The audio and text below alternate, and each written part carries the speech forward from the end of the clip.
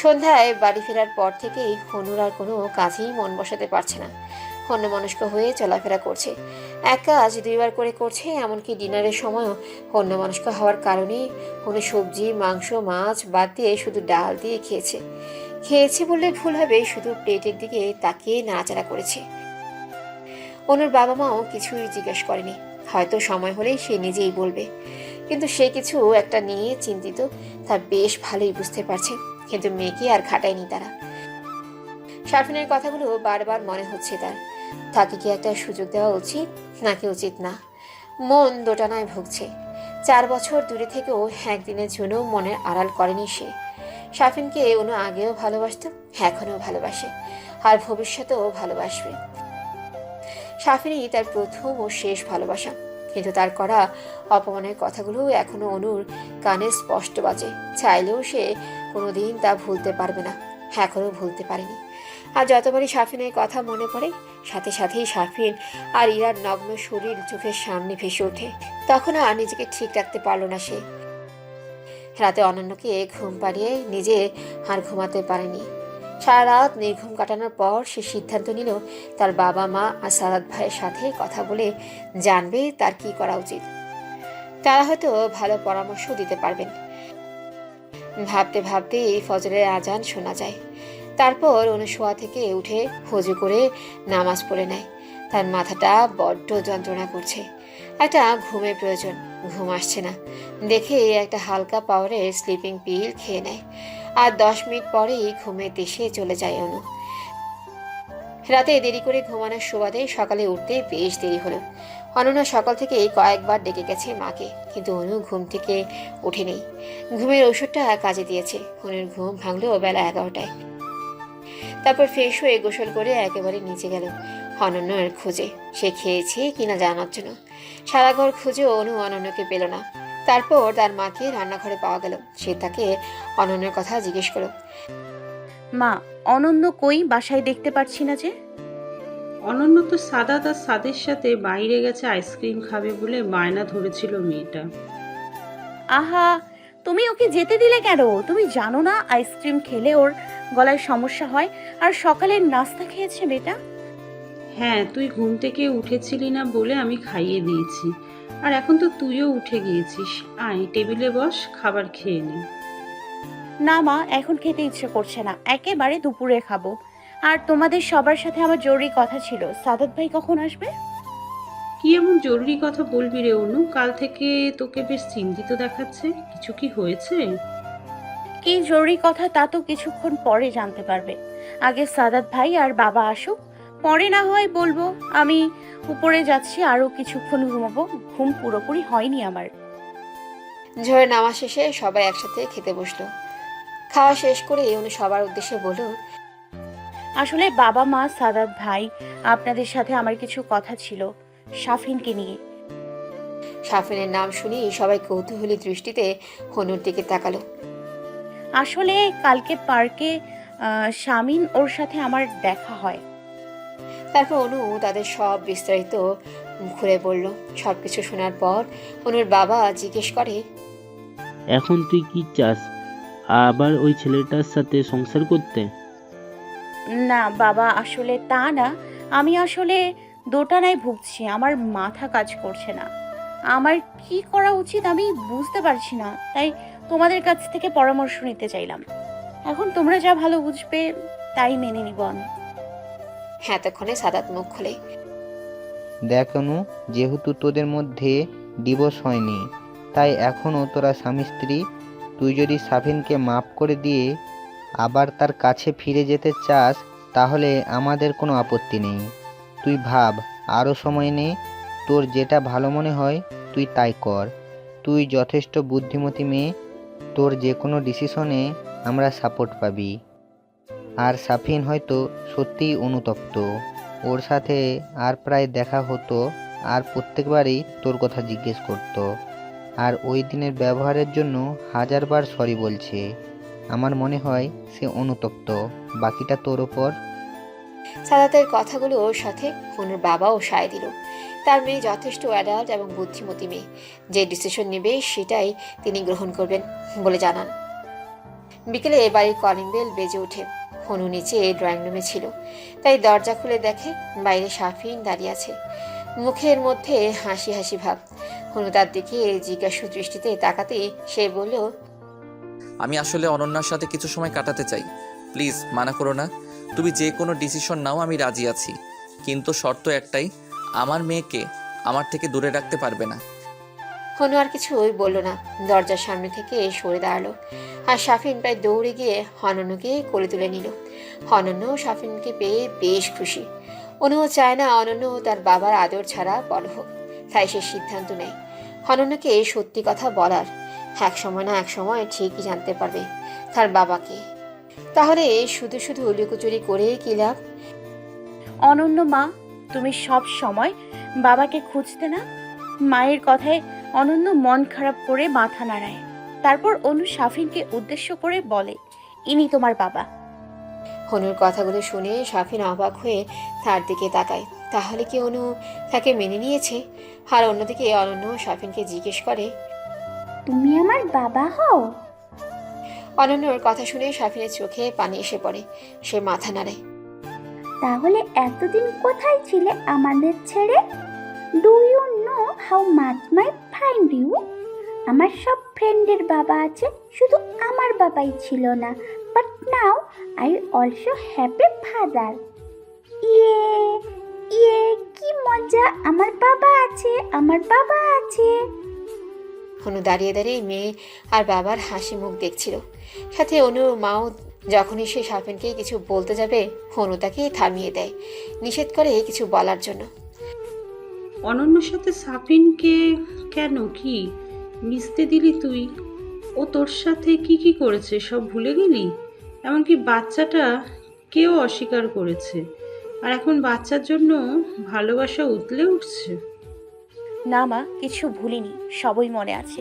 কিন্তু তার বাচ্চার কাছ থেকে আমি তাকে আলাদা করতে পারি না। অনন্যর ওপর আমার যতটুকু অধিকার আছে, সাফিনের অধিকার আছে। সে অনন্যর বাবা, আমি বা তুমি চাইলেই এটা মিথ্যে হবে না। আর আমিও চাইছি না অনন্যকে ওর বাবার আদর থেকে বঞ্চিত হোক। আমার মেয়েটা কেন বাবা থাকতে বাবার আদর ছাড়া বড় হবে? মিসেস রাবেয়া আর কথা বাড়ালো না। মেয়ের কথায় যুক্তি আছে, তাই সে স্থান ত্যাগ করলো। সারা বিকেল তারা ভালোই খেলাধুলা করেছে। অনন্যার সাথে সাথে সাফিনেও যেন বাচ্চা হয়ে গেছে। দুজন খেলছে আর প্রাণ খুলে হাসছে। অনু একবার তাদের নাস্তা দিয়ে গেছে, সেগুলো গল্প বলে বলে অনন্যকে কোলে বসিয়ে খাওয়াচ্ছে। আবার অনন্য মাঝে মাঝে তাকে খাইয়ে দিচ্ছে। সন্ধ্যায় সাফিন চলে যাওয়ার কথা থাকলেও অনন্যের কারণে যেতে পারেনি সে। জেদ ধরে বসেছে বাবার সাথে আরও খেলবে। ভাগ্যত সাফিনের বেরোতে বেরোতে রাত হয়ে গেল। হনু তাকে সৌজন্যতার খাতিরে একবার খেতে বলল, কিন্তু সে খেলো না। এই বাড়িতে যতক্ষণ ছিল সে যেন অদৃশ্য মানব। কেউ যেন তাকে দেখেও না দেখার ভান করেছিল, যেন তার এখানে হাওয়াতেই কারো কিছু আসে যায় না। একদিক দিয়ে ভালোই হয়েছে, কারো কথার সম্মুখীন হতে হয়নি তার, নইলে একটা বিব্রতকর পরিস্থিতির সৃষ্টি হতো। কিন্তু অনু তাকে এত তাড়াতাড়ি অনন্যার সাথে থাকার অনুমতি দিবে তা সে ভাবতেও পারেনি। সে তার মেয়ের সাথে দেখা করতে পেরেছে, এই অনেক। সাফিন চলে আসার সময় অনুর কাছেই তার ডিসিশনের কথা জিজ্ঞেস করেছিল। সে ভেবেছিল হয়তো সে সিদ্ধান্ত নিয়ে ফেলেছে, কিন্তু তাকে ভুল প্রমাণ করে অনু আরও কিছুদিন সময় চাইল। আর সাফিনও অনন্যর সাথেই প্রতিদিন অফিস ছুটির পর খেলার অনুমতি চাইল। আর অনু নির্দ্বিধায় অনুমতি দিয়ে দিল। পরের দিন যথারীতি অফিস ছুটির পর সাফিন ওদের বাড়িতে এলো। অনন্যের সাথে খেলা করলো, গল্প করলো, তাকে খাইয়ে দিল। তারপর যাওয়ার সময় হনু তাকে এই ডাক দেয়। সাফিন, কথা ছিল আপনার সাথে। আপনি সেদিন বলেছিলেন আমার সিদ্ধান্ত পজিটিভ নেগেটিভ যাই হোক না কেন আপনি মেনে নেবেন। হ্যাঁ, তোমার সিদ্ধান্ত পজিটিভ হলে তো কোনো কথাই তো নেই। আমি একজন দায়িত্বশীল স্বামী আর পিতা হয়ে দেখাবো, আমার সর্বোচ্চ দিয়ে চেষ্টা করব তোমাদের সুখে রাখার। আর যদি নেগেটিভ হয় তাহলে আমি মেনে নেব, হয়তো তুমি আমার ভাগ্যে নেই। কিন্তু যদি নেগেটিভ হয় তাহলে আমারও শর্ত আছে, আমার মেয়েকে আমার কাছ থেকে আলাদা করতে পারবে না। হনু দীর্ঘ নিঃশ্বাস ছেড়ে বলা শুরু করে, সাফিন, আমি দুদিন অনেক ভেবেছি, আমার পরিবারের কাছ থেকে পরামর্শ চেয়েছি। তারা আমার মনোভাবকে, আমার ইচ্ছাকে প্রাধান্য দিয়েছে। আমি এ কদিন অনেক দোটানায় ভুগছিলাম, কিন্তু এখন আমি সিদ্ধান্ত নিয়ে নিয়েছি আমার কি করতে হবে। সাফিন, আমি চাই না আমার মেয়েটা বাবার আদর থেকে বঞ্চিত হোক। বাবা থাকতেও এতিমের মতো বড় হোক। একজন সন্তানের জন্য বাবা এবং মা উভয়ই প্রয়োজন।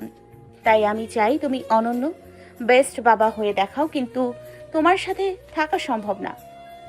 সেদিন তোমাকে মিথ্যে বলেছিলাম তোমাকে আমি ভালোবাসি, ঠিকই, কিন্তু তোমার সাথে সংসার করার মতো মন মানসিকতা আমার হারিয়ে গেছে। যতবারই মনে হয়েছে তোমার সাথে থাকা উচিত, ততবারই সেদিনের ঘটনা মনে পড়ে যায়। আমি তো সহ্য করতে পারি না, আর আমি তোমাকে বিশ্বাস করতে খুব ভয় পাই। আমি আর ঠকতে চাই না। একটা সংসারের মূল ভিত্তি হচ্ছে ভালোবাসা, আর ভালোবাসা টিকে বিশ্বাসের উপর। আমি তোমাকে কখনো বিশ্বাস করতে পারবো না। দূরে থেকেও একে অপরকে ভালোবাসা যায় সাফিন। আমি দূরে থেকে তোমাকে ভালোবাসতে চাই। তোমার সাথে থাকা আমার পক্ষে সম্ভব না। আমাকে মাফ করে দিও, আর পারলে ভালো একটা মেয়ে দেখে বিয়ে করে নিও। ডিভোর্স দেয়া না দেয়া সম্পূর্ণ তোমার ব্যাপার। আমি কখনোই তোমাদের মাঝে যাব না। তুমি চাইলে আমরা বন্ধুর মতো থাকতে পারি, আমার কোনো আপত্তি নেই। আর রইল অনন্যর ব্যাপার, তো তুমি ওর বাবা, ওর ওপর আমার যতটুকু অধিকার আছে তোমারও আছে। তুমি চাইলে যে কোনো সময় এখানে আসতে পারো, ওকে সাথে করে নিয়ে যেতে পারো, কিন্তু রাতে বাইরে থাকা হবে না। আর তোমার কাছে একটাই রিকোয়েস্ট, অনন্যকে কখনো বাবার কমতি অনুভব করতে দিও না। এই কয়দিনে সে তোমাকে খুব ভালোবেসে ফেলেছে। এতক্ষণ সাফিন চুপ করে অনুর কথাগুলো শুনছিল। মনে হচ্ছে তার ভেতরটা ফেটে যাচ্ছে। অনু তার সাথে থাকতে চায় না। কথাটা শোনার পর থেকে চোখ দিয়ে আপনা আপনি পানি বের হচ্ছে। সে চেষ্টা করছে সেটা থামানোর, কিন্তু চোখটা যেন তার কথা মানছেই না। তার মনে একটা ক্ষীণ আশা ছিল, হয়তো অনু তার কাছে ফিরবে। আজ সেটাও শেষ হয়ে গেল। কিন্তু অনন্যকে পেয়েছে, অনুকে বন্ধুরূপে পেয়েছে, তাই খারাপ কি? জীবনে হয়তো অনুর আর কাউকেই বিয়ে করা হবে না।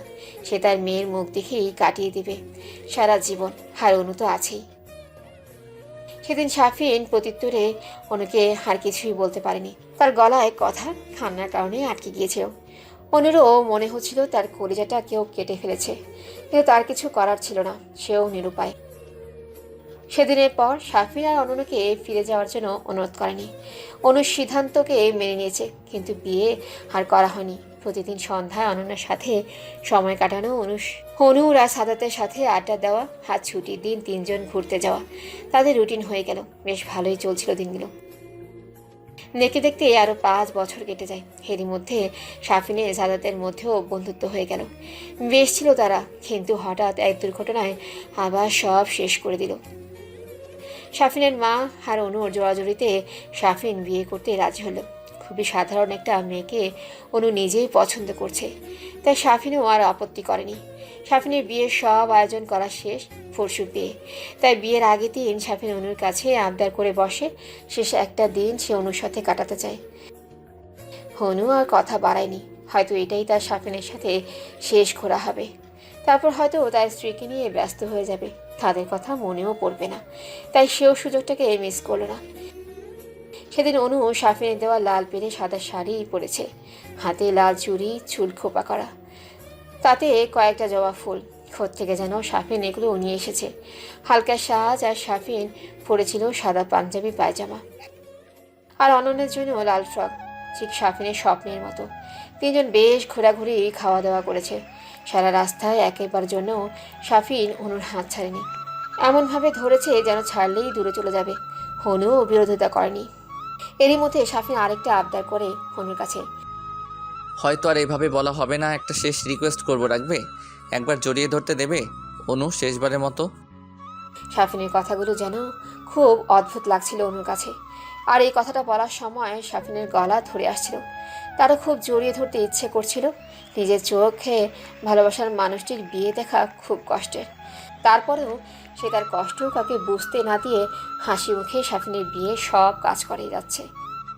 অনু নিজে গিয়ে সাফিনকে জড়িয়ে ধরল।